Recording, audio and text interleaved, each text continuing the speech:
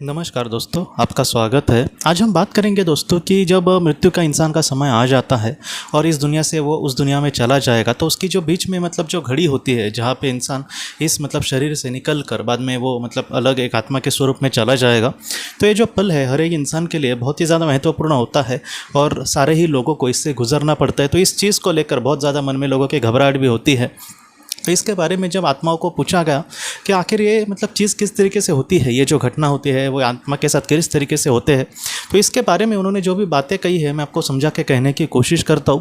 क्योंकि बहुत सारे लोग आज भी मुझे सवाल पूछते हैं कि एक अजीब सा डर लगता है, क्योंकि हम परलोक के बारे में कितना भी जाने फिर भी ऐसा जो डर है बहुत इंसानों को लग सकता है।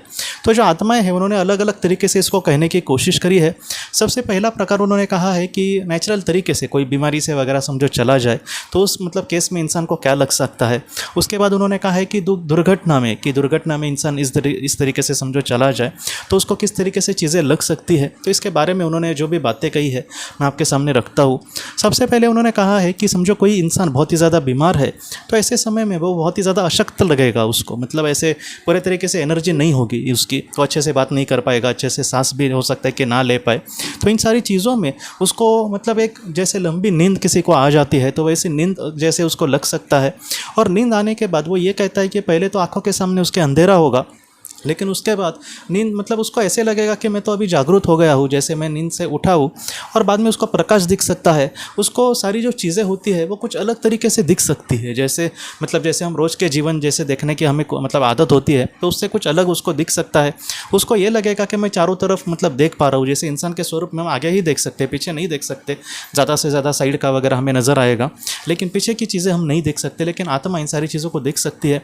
बाद में वो बोलने की कोशिश कर सकता है। वो जब बात करेगा तब उसके आजू बाजू अगर इंसान हो जिंदा तो उसकी जो आवाज़ है वो उन तक पहुंचेगी नहीं और वो लोग समझ ही नहीं पाएंगे और ये उनको कुछ कहने की कोशिश कर सकता है, ऐसे उन्होंने कहा है। तो इस तरीके से वो आत्मा इस शरीर से चली जाएगी।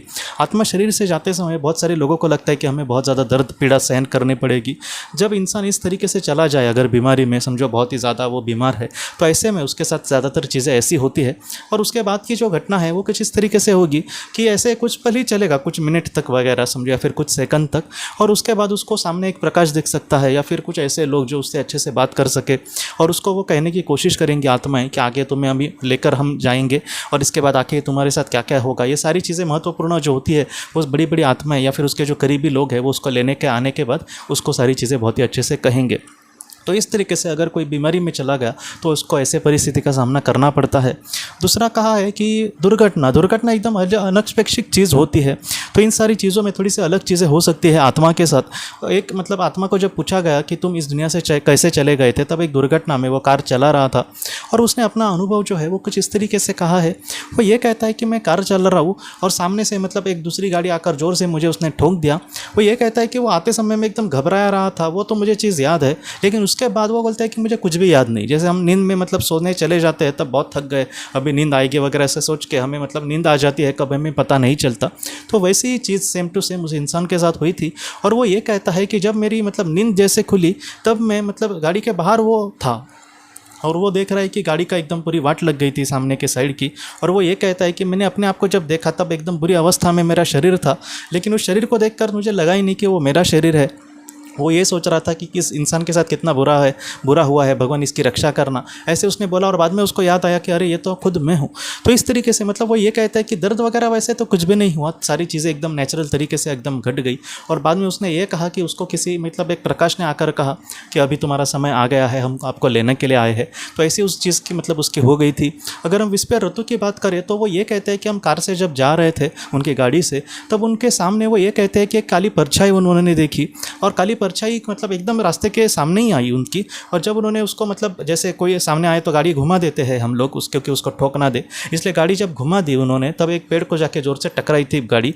और उसके बाद वो ये कहता है कि वो काली परछाई उसको याद है और गाड़ी घुमाना याद है। उसके बाद क्या हुआ कुछ भी नहीं पता चला, गाड़ी जब पेड़ को टकराई वो आवाज़ उसको याद है, लेकिन इसके बाद विस्पर ऋतु हमसे ये कहते हैं कि जब उनको भी होश आया तब वो गाड़ी के बाहर थे। तो इस तरीके से चीज़ें होती हैं।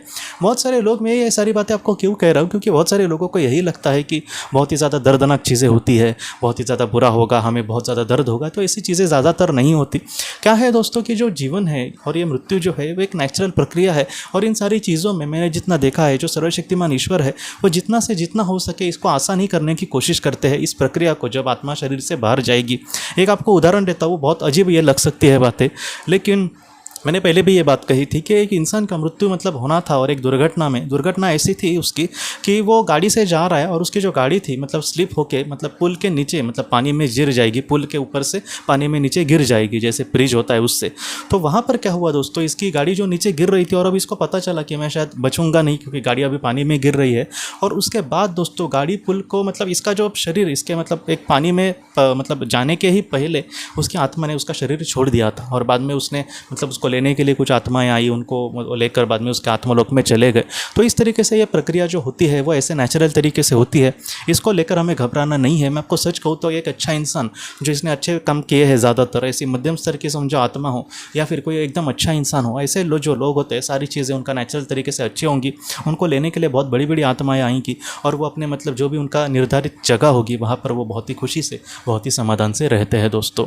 तो दोस्तों हम अपने अगले वीडियो में मिलते हैं। आप अपने परिवार का ख्याल रखना। आपका बहुत बहुत धन्यवाद।